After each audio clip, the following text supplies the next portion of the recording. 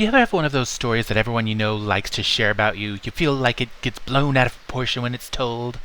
When the story is told and people fill up with a little bit of awe and look at you and you feel mortified and embarrassed about the attention? My family has a family reunion every year in Kellogg, Idaho, a tiny miner's town where my mother's side of the family started. Now, it is to be noted that my grandfather was 67 and has both knees replaced the year the story takes place. We go down to the river, the one that you see in the movie Dante's Peak, the movie about Mount St. Helens eruption. That silver bridge in the movie is actually in Idaho. It's nowhere near Mount St. Helens.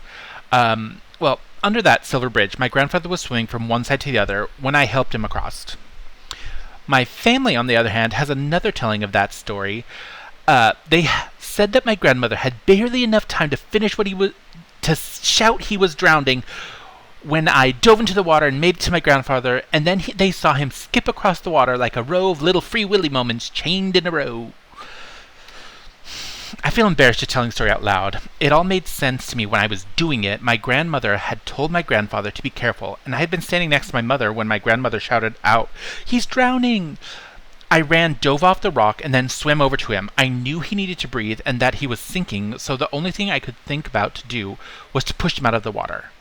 His legs had locked, and so I just kept pushing him out of the water until he was out of the current. And that is the embarrassing story that my family likes to tell about me.